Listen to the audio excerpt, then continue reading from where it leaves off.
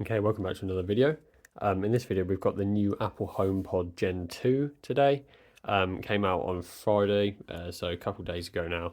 Had a bit of time to play with it. This is obviously the Gen 2, a couple years. I think the first one was released in 2018, so they've had some time to improve on it. This retails for £300 at the moment, so a little bit more expensive than its competitors. Like the Amazon Echo Studio is $199 and the Sonos One is also $199. So about 100 more than the competitors, but then again, it's Apple, so that's kind of just what you'd expect. It does it does look exactly the same as the first one. 200 grams lighter, but realistically, you're not going to feel much difference. I have been told that the old one, I never had the old one, but the old one had a cable apparently, which was permanent, if you see what I mean. This can be pulled in and out. I'm not going to because, well, I'll tell you why in a minute, but this cable can be pulled out and replaced. So obviously if that gets broken or stretched or whatever, you can just replace the cable instead of having to buy a whole new one, which is a benefit no matter what you're doing. This has got one woofer on the top level facing upwards, which is a slightly weird design, and 5 tweeters around the bottom. The old one had 7 tweeters, so they have lost a couple there. But I'm told that this sounds better still because of the way they're angled and the software that's going on behind. Not sure why they couldn't just use the same angle and software with the 7 of them, and it would be even better. But that's above my head. To be fair, for something this size, you're getting one woofer and 5 tweeters. You're going to get quite a lot of sound coming from that anyway. So not too much to complain about there. It's got a lot of sensors. Couldn't give you a number, but it's got a lot of them, feeding lots of information to the S7 chip that's in here. Obviously, like about the room, the atmosphere, the noise, the background noise, the way that sounds are coming off the walls, like the ridiculous amount of things. And then the chip is deciding how the sound should basically change to the atmosphere in the room you're in. So depending on how echoey the room is, or how big it is, or how small it is, or what surface it's on, all of these things it's constantly adapting to. Kind of like the Duvialet Mania was. It's got that same type of tech inside, and obviously being Apple, that type of chip and that type of processing power is what they do very well. So that is gonna come out strong in that department. It's 2.3 kilos, so quite heavy for the size, which is good. You know, you've got a woofer and 5 tweeters in there, so it is going to be quite heavy. You've got a screen on top, obviously, just like the old one. Actually a little bit smaller than the old one, but pretty standard, really. You can talk to Siri, ask him the weather, all the normal stuff. These are also very good at like hearing you over music. So if you've got music playing and you want to speak to Siri, it's very good at hearing you, even if the music's at full volume. I say that, and at the moment it looks like he's buffering, so I'm going to leave him for a minute. But generally anyway, Siri is very good. Better than a lot of the other AI out there, frankly. So you've got that built in, which is obviously very nice. Screen on top, looking like a nice screen actually. While we can see Siri's buffering here, we're getting a nice display of the lights. And yeah, nice quality. You know, it's only there for an indicator of what's going on, but I quite like it. And then you've just got a dim light. Obviously, you've got your volume up and down buttons on the side, but nothing much else going on here. Very simple design. There's literally no other buttons on this thing. It's not that that's it. Like, very simple. As with Apple, with everything, it's very minimal design. And yeah, it's a nice feeling texture. You've got like a weird meshy substance on top. Would be good protection if somehow you dropped it. But yeah, it feels really nice. Nice, got a bit of weight to it.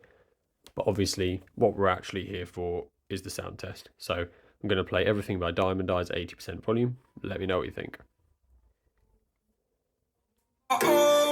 Broken alone, I feel the rain crashing down all around this empty town. I'm searching for the lost and found, but you don't care, you're unaware. Keep moving like the scars aren't even there. It's in the air like a blazing flare. Don't stare, cause the flames won't burn us. I thought you were the one for me. That's why I gave you everything. Held you close by the stormy seas. Oh, you meant the world to me. I used to kiss your head when you cried for me. Hold your hand while the pain was over. Keep you warm by the roaring sea. You meant the world to me.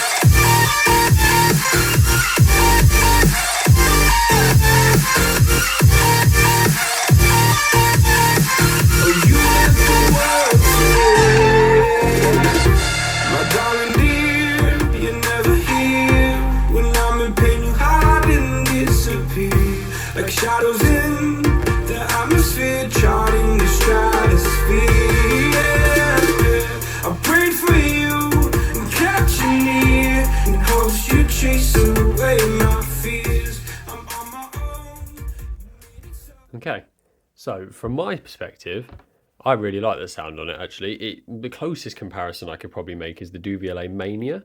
As surprising as that may sound, it's not quite got the clarity of the Duvialet or maybe the bass as well, but I'd say that's what it's most similar to, honestly. And yeah, considering the price, that's obviously quite impressive. Not portable, so you are missing that, but considering the price and the fact it's a smart speaker as well, that's quite good. I would say it's definitely better than the Sonos One, and I've never tried the Amazon Echo Studio, but I imagine it's better than that as well, to be honest. I will do a comparison against the Sonos One and the Dubiole Mania later on. I don't have those speakers. Well, I just don't have them anymore, but I will do as in like playing the two videos next to each other. I know it's not perfect, but it gives you a little bit of an idea of the sound, and that's what we're trying to get here. You know, this isn't a studio quality. This is just this is just me trying to help some people out who are looking for speakers. So hopefully that will be at least give you an idea of where this sits along those two, especially where the Duvialet Mania is £700 and this is 300. Even if it sounds vaguely similar, that's a win, I would say. So yeah, I will put those out soon after this video, so look out for those. I think that'll be quite interesting to see where this places. The biggest problem I had with this, especially with seeing as it's an Apple product and normally they're very good at setup, but it's taken me it took me like 3 or 4 hours to get this thing set up. It's ridiculous. Firstly, I normally use an iPhone 7 as my like iPod effectively because it's cheap, it's old, had one laying around, and it works for that because they still work fine and they're good for that.